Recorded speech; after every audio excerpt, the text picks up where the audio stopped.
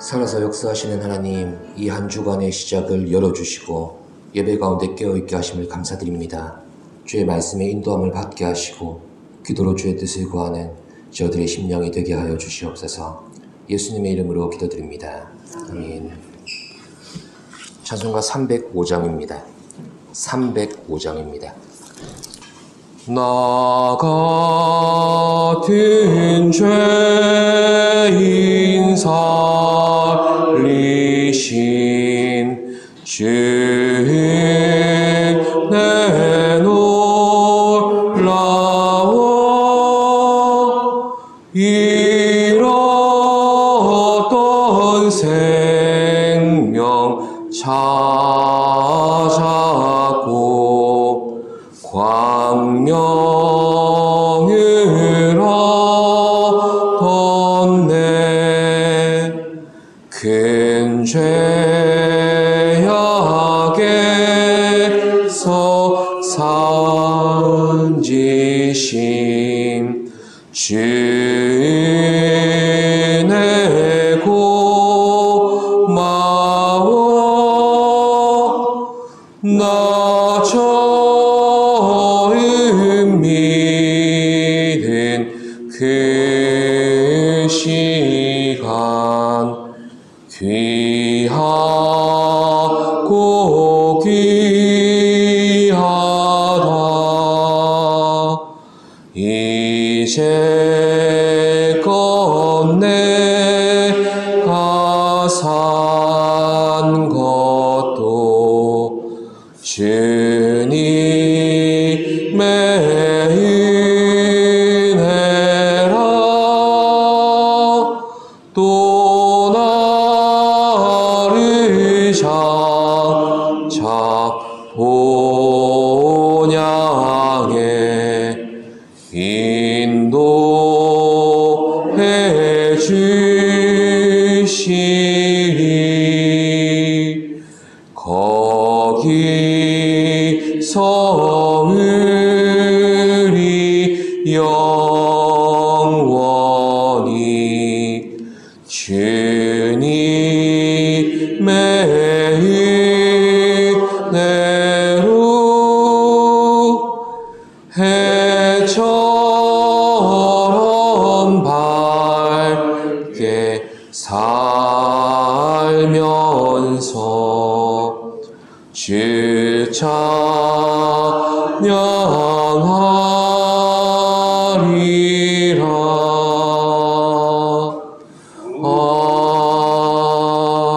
아멘.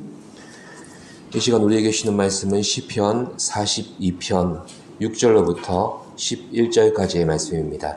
시편 42편 6절로부터 11절까지의 말씀, 구약 833쪽입니다. 교독하시겠습니다. 내 하나님이여, 내 영혼이 내 속에서 낙심이 되므로 내가 요단 땅과 헤르몬과 미사의 산에서 주를 기억하나이다.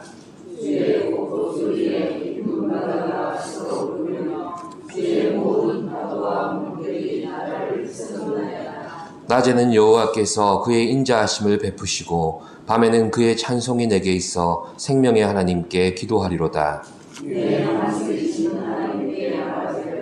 어찌하여 나를 잊으셨나이까? 내가 어찌하여 온주의 앞으로 올라가 슬프게 하나이까? 내 뼈를 찌르는 칼같이 내 대적이 나를 비방하여 늘 내게 말하기를 내 하나님이 어디 있느냐 하도다. 내 영혼아, 내가 어찌하여 낙심하며 어찌하여 내 속에서 불안해하는가? 너는 하나님께 소망을 두라. 나는 그가 나타나 도우심으로 말미암아 내 하나님을 여전히 찬송하리로다. 아멘. 시편 42편에서 시인은 더 이상 성전으로 나아갈 수 없는 제한된 상황 속에서 자신이 가진 예배의 기억을 추억합니다. 비록 현실의 시인은 불신자들의 조롱과 도전 앞에 눈물을 주야로 삼키는 상황에 있지만 한때는 순례자들과 함께 하나님의 집으로 나아가기를 기뻐했던 예배자였습니다. 과거의 시인의 곁에는 하나님을 기뻐하는 예배자들로 가득했지만 지금은 하나님을 인정하지 않는 불신자들로 가득합니다. 과거의 시인은 성전을 향한 순례자들의 발걸음을 재촉하던 인도자였지만 지금은 자기 스스로도 성전에 닿을 수 없는 먼 곳에 있습니다. 이처럼 아무리 하나님을 사모하는 마음이 있고 예배를 갈망하는 영적인 목마름을 느낀다고 해도 예배자에게 주어진 현실은 완전하지 못합니다. 예배자에게 있어 변치 않는 소망이 있다면 그것이 어떤 것이겠습니까? 어떤 상황 속에서도 하나님을 향해 요동하거나 흔들리지 않는 믿음을 지켜내고 싶다는 것입니다. 그런데 시인이 예배자의 기억을 가지고 자신의 과거를 회상하면서 어떤 결론에 이르게 되었습니까? 내가 내 믿음을 지키기 위해 애쓴다고 해서 그렇게 내 믿음이 지켜지는 게 아니라는 것을 시인은 알게 된 겁니다. 5절 말미에서 시인이 고백하죠. 그가 나타나 도우심으로 말미암아 내가 여전히 찬송하리로다. 아멘. 예배의 기억은 있지만 온전한 예배자로 살아가기에는 너무나 제약이 많고 한계에 부딪히는 게 바로 우리 신앙의 현장입니다. 그런데 현실과 상황이 아무리 가로막아도 예배자의 소망은 내가 거기서도 여전히 찬송할 수 있다는 것입니다. 사람에게는 불가능해 보이는 어떤 상황이라도 예배자가 있는 곳에 하나님은 바로 거기 계시기 때문입니다. 우리의 찬송은 우리의 바람이 이루어지는 데서 시작되는 게 아닙니다. 내 삶의 자리가 어떠하든지 여전히 거기 계시며 역사하시는 하나님으로 인한 찬송입니다. 시인은 아마 이런 현실 속에서 영적인 갈망을 느낄 때마다 스스로에게 이 사실을 계속해서 각인시켰던 것 같습니다. 그래서 또 선포하고 또 선포하면서 나에게 기억시키고자 애썼던 흔적이 오늘 말씀 가운데 그대로 녹아있지 않습니까? 내 영혼아 내가 어찌하여 낙심하며 어찌하여 내 속에서 불안해하는가? 너는 하나님께 소망을 두라. 그가 나타나 도우심으로 말미암아 내가 여전히 찬송하리로다. 아멘. 시인의 이런 상황을 기억하며 우리도 이 고백을 통해서 내 삶의 현장에 임하신 하나님을 인정하는 성도가 되시기를 기도합니다.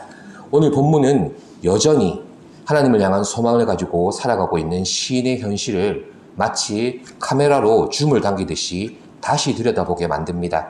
6절에서 시인의 상황은 요단 땅과 헤르몬과 미살산에서 주를 기억하고 있다고 합니다.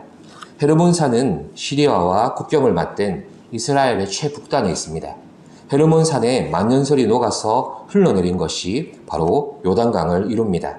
그래서 요단 땅은 헤르몬산에 있는 요단강의 상류 지역을 지칭해서 말하는 것입니다.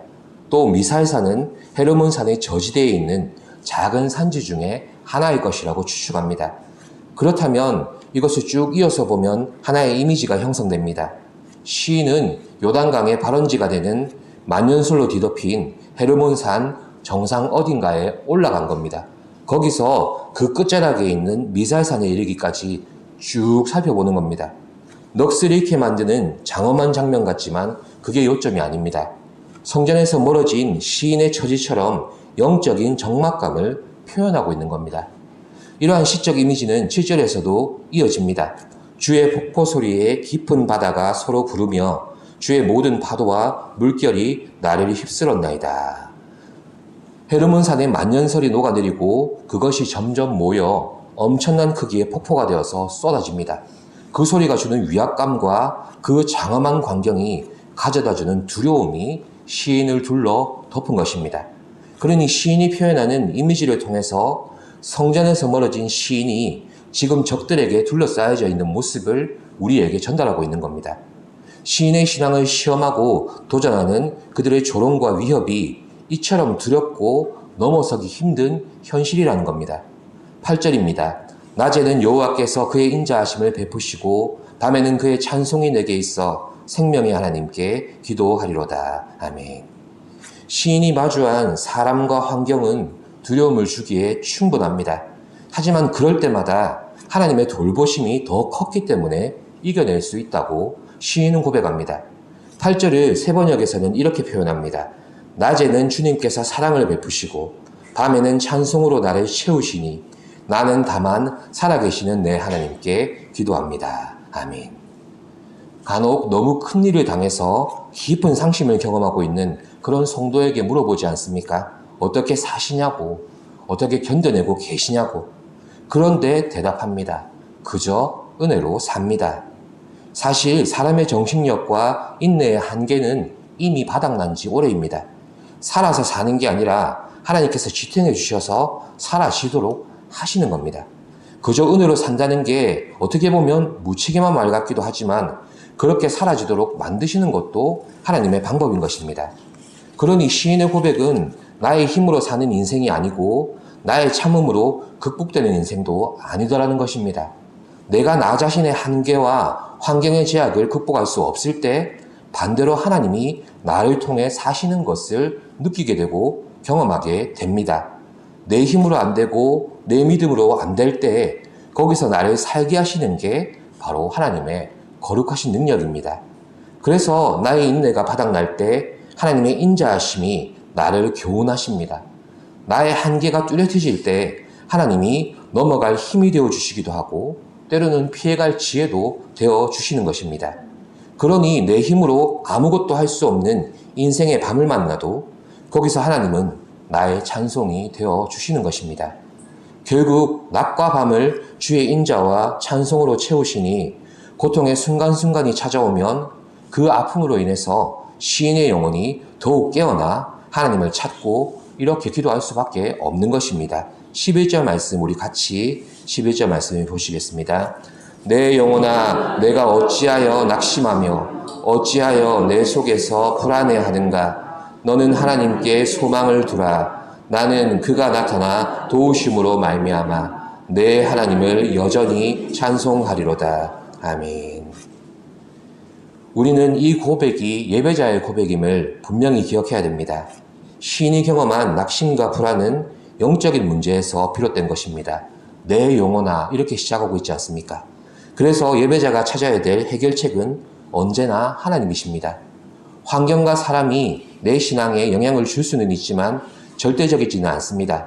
언제나 문제의 근원에 가까이 다가가보면 하나님과 나와의 관계에서 비롯된 문제들임을 우리는 숱한 경험을 통해서 발견해 왔습니다. 사랑하는 성도 여러분, 주어진 조건이나 환경을 탓하기 전에 먼저 하나님을 갈망하는 삶의 예배자가 되시기를 바랍니다. 다른 무엇보다도 내가 이 현실 속에 예배자로 존재하면 하나님은 거기 계시고 우리를 도우십니다.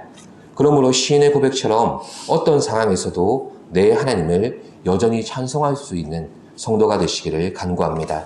기도하겠습니다. 살아계신 하나님, 우리의 낙심은 그 살아계신 하나님의 임재를 경험할 수 없을 때입니다. 나의 교만 때문이기도 하고 나의 이기적인 마음 때문이기도 하며 나의 연약한 육신의 삶 때문이기도 합니다. 하지만 하나님, 그렇게 하나님을 찾고 부를 때마다 우리를 예배자로 불러주시고 또한 우리의 삶 속에 다가오셔서 만나주시니 참으로 감사드립니다. 그 하나님을 부르고 찾으며 이 한 주간의 어떠한 삶도 찬양으로 채워가는 복된 예배자가 되게 하여 주시옵소서. 예수님의 이름으로 기도드립니다. 아멘. 하늘에 계신 우리 아버지, 아버지의 이름을 거룩하게 하시며 아버지의 나라가 오게 하시며 아버지의 뜻이 하늘에서와 같이 땅에서도 이루어지게 하소서. 오늘 우리에게 일용할 양식을 주시고 우리가 우리에게 잘못한 사람을 용서하여 준 것 같이 우리 죄를 용서하여 주시고 우리를 시험에 빠지지 않게 하시고 악에서 구하소서. 나라와 권능과 영광이 영원히 아버지의 것입니다. 아멘.